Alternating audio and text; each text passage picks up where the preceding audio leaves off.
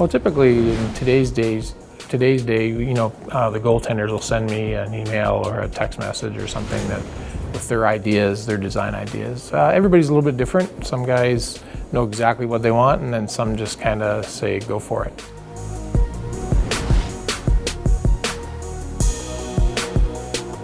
Well, it depends on the time of year. I could be, could be 1 to 2 weeks by the time the goalie gets the mask back. But really, to actually do a mask, if I had nothing that day, probably within 3 days I could get a mask back to a customer. But it's not usually that way because of the schedule. Yeah. You're usually backed up quite a bit.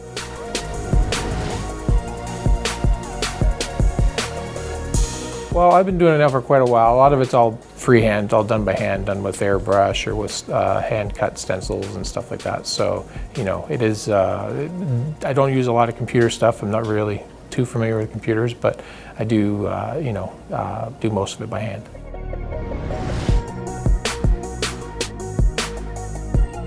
Like, I've been doing this full-time now for probably about 8 years. I started quite a few years ago doing this, and then I decided that I was busy enough to do it full-time. And the odd time I'll do a firefighter helmet for the firefighter challenges, or a race helmet, or the odd motorcycle. But goalie masks seem to be pretty much year-round, and guys have to, there's no more waiting till September anymore. I mean, stuff has to start coming in a lot earlier. Otherwise, it just takes forever to get your mask back.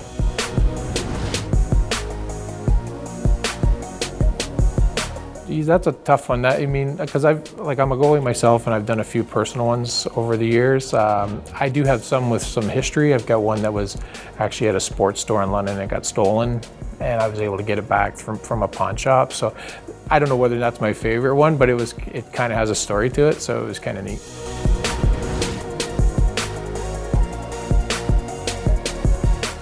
Oh, I don't know. Most of these guys are pretty good. I deal with them at the junior level, so I'm not dealing with a lot of real big egos, so it's kind of nice. I've been very fortunate to work with a lot of really good equipment managers and with some good goalies. So I don't do a lot of NHL stuff, so I don't have to deal with that. But yeah, so it's hard to pick because it's been a long time I've been doing this. So.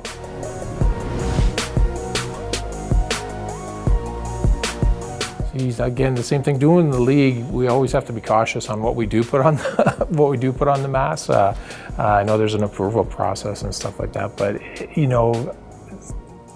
right now there's a kind of a cool thing where we're actually getting a chrome finish put on the mask, so the mask has a really cool reflective look. That's a pretty expensive process, so not a lot of people do that, but I just did one for the Flint Firebirds, and that's kind of a neat thing. But it's such a wide range of what you can do on a mask, and it's all personal, and I love doing every one of them, so it's kind of cool.